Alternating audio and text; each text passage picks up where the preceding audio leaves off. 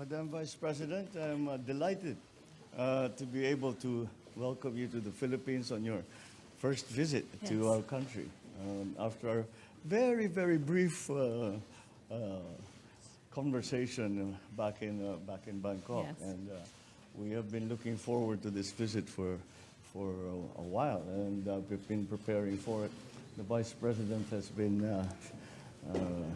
been working hard to make sure that the visit goes well and smoothly. So, but we are happy that you have arrived. It's unfortunate that it is such a quick visit. Yes. We would have hoped to have shown you more of the Philippines. Although, I suppose you actually are doing that because you're seeing some of the prettiest parts of the Philippines in Palawan. Yes. And I'm sure you're just going to the resorts and and the beaches. So That is not the life I've chosen these days. So I'm happy. As you know, and that is really well established for very many years. The relationship between our two countries is something that we both our countries have really come to depend upon. Yes. And with the upheavals that we are seeing, especially in the not only in the region, but especially in the region, these partnerships become even more important. The situation is rapidly changing. We must evolve to be properly responsive to that situation. And so that is why it is very important that we continue to progress, that we continue to strengthen, and as we redefine those relationships. So your visit is a very strong symbol that these relationships remain strong, and that these relationships remain important, as indeed they do. So that is the Filipino. I have said many times, I do not see a future for the Philippines that does not include the United States, and that really has come from the very long relationship that we have had with the U.S.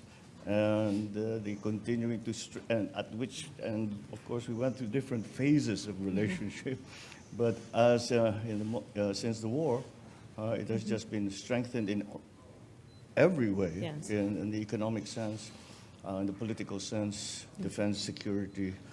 I cannot think of an area where we have not cooperated, collaborated, and have had good results for both our countries. Thank you, Mr. President. And thank you for the warm welcome. It was good, as you said, to see you in Bangkok and to have a brief time to talk there. But we were very much looking forward to this trip. I bring you greetings from the second gentleman who told me about great time that he had when he was here for your inauguration. And so he laid the path for this trip in many ways. But thank you. Yes, thank you for the welcome. I have traveled here because of many of the points that you have made. The relationship between the Philippines and the United States is a long and enduring one. It is a relationship that is strong for so many reasons. It is the long-standing relationship in terms of the people-to-people ties. As you and I have discussed, I come from California. We have a thriving Filipino-American community there. And in fact, in the United States, by last count, there are at least 4 million Filipino-Americans. And we're good Catholics. And very good Catholics who celebrate Christmas, according to you in the Philippines, 3 months of the year. Well, it's been said of us that we celebrate Christmas like we invented it. We certainly own it now. So we start in September. Well, it is good to be here with you in this season. And as you said, the basis of our relationship is multifaceted. Our relationship is based on mutual commitment to the economic prosperity of the region and our respective nations.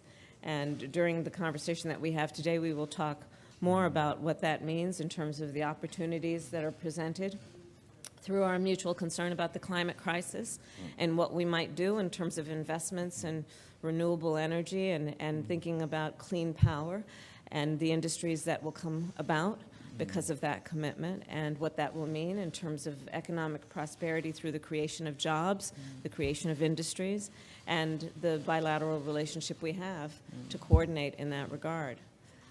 Our relationship is based on mutual concerns about security for the region. We are both proud members of the Indo-Pacific, and in particular, as it relates to the Philippines, I will say that we must reiterate always that we stand with you in defense of international rules and norms as it relates to the South China Sea.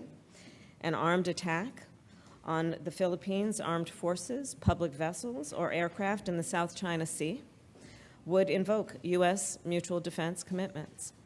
And that is an unwavering commitment that we have to the Philippines. When we think about what is happening in this region, we know that there are so many opportunities for us to continue to strengthen our relationship. But the basis of our relationship is based on mutual commitments to international rules and norms and upholding those international rules and norms in all of the ways that we know allow for, again, prosperity and security for our respective nations in the region.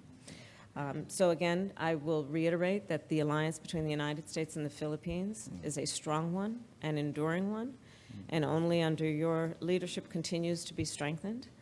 And we look forward to working with you on many of these issues. And I, of course, bring you greetings from President Joe Biden. Well, thank you, Thank you. Madam Vice President. Please do send President Biden my warmest regards. And I thank you for the very strong commitment that you have just made for the U.S. to be defensive of the Philippines. I guess this is the best bit that they don't want to do.